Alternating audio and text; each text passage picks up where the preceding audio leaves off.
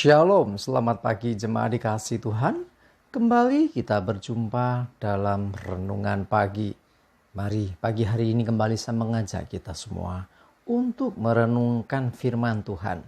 Supaya dengan melalui firman Tuhan, hidup kita akan terus dibangun. Dan kita pun akan semakin bertumbuh, diteguhkan dan dikuatkan dalam iman dan pengharapan. Sebab firman Tuhan adalah kebenaran.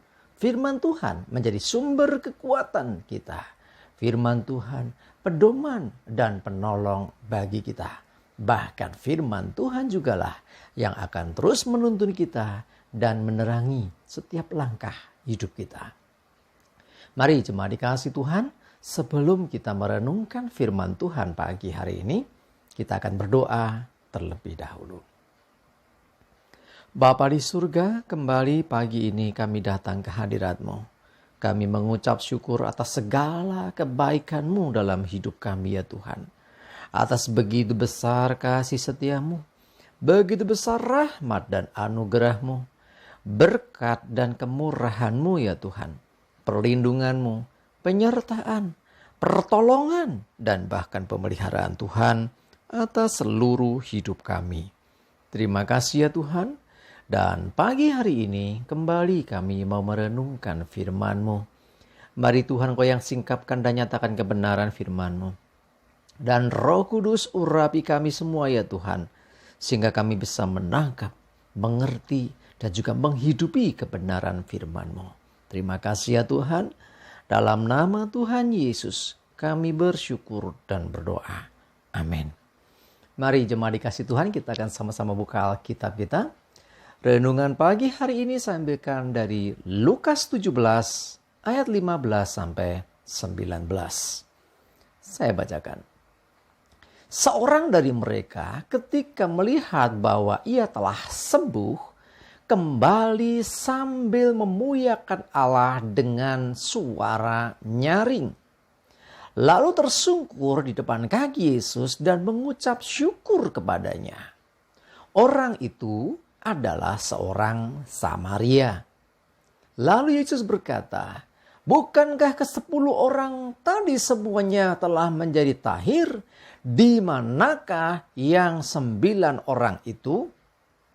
Tidak adakah di antara mereka yang kembali untuk memuliakan Allah selain daripada orang asing ini? Lalu ia berkata kepada orang itu, berdirilah dan pergilah. Imanmu telah menyelamatkan engkau. Jemaat dikasih Tuhan, kisah ini ada 10 orang yang sakit kusta. Ketika berjumpa dengan Yesus, mereka memohon supaya Yesus menolong mereka. Supaya Yesus menyembuhkan mereka, mentahirkan mereka. Lalu Yesus berkata supaya mereka menunjukkan diri kepada imam-imam di bait Allah. Sementara mereka berjalan, tiba-tiba mereka merasa bahwa sakitnya atau kustanya itu sembuh. Saat menyadari hal itu, ya, yang seorang dari 10 tadi, ya, artinya yang 9 jalan terus. Yang seorang dia kembali sambil memuliakan Allah, sambil memuji Tuhan dengan suara nyaring. Lalu dia menemui Yesus dan tersungkur di depan kaki Yesus dan mengucap syukur kepada Tuhan Yesus. Nah, orang itu orang Samaria yang dianggap pada masa itu oleh orang-orang Yahudi sebagai ya orang yang tidak mengenal Allah. Ya, dikatakan bangsa yang tidak menyembah Tuhan. Tetapi di sini ada satu yang menarik. Yesus perintahkan mereka menunjukkan diri pada imam. Kenapa kepada imam? Karena untuk orang-orang yang kena kusta pada masa itu istilahnya seperti orang kena tulah. Seperti orang kena hukuman dari Tuhan. Sehingga ketika dia sembuh, dia harus datang kepada imam untuk diuji. Untuk nanti akhirnya dilakukan pentahiran, doa dan sebagainya, baru dianggap normal. Dan ingat, orang-orang kusta tidak boleh tinggal dalam kota. Orang kusta harus di luar kota. Dan orang kusta ini tidak boleh bergaul dengan masyarakat umum. Ya, diasingkan atau diisolasi dari masyarakat. Nah, dengan menunjukkan diri kepada imam, berarti diharapkan bahwa orang itu sembuh. Sebelum sembuh nggak boleh juga ketemu dengan imam. Nah, uniknya ke-10-10-nya taat kepada perintah Tuhan. Nah, akhirnya mereka semua mengalami mujizat kesembuhan. Tapi yang aneh di sini, yang menarik di sini, hanya seorang yang kembali kepada Tuhan Yesus. Yang hanya seorang yang mengucap syukur dan memuliakan Allah. Sehingga Yesus berkata, bukankah 10 orang tadi sembuh semua? Tahir semua. Di mana yang 9? Mungkin orang berkata, loh, ia kan diperintahkan kepada imam, dia datang kepada imam. Kenapa yang seorang kembali kepada Yesus? Jangan salah, Yesus sendiri adalah imam besar agung. Kalau kita lihat kitab Ibrani dijelaskan di sana. Ya, jadi secara tanpa, nggak tahu disadari atau tidak, satu orang ini dia sudah menyatakan diri Yesus sebagai imam, bahkan imam besar. Sudah menganggap Yesus sebagai imam besar. Kan tujuannya tahir kepada imam. Tapi orang itu tahir dan kembalinya kepada imam besar, yaitu Yesus Kristus. Jadi orang ini punya iman yang luar biasa. Jemaat dikasih Tuhan.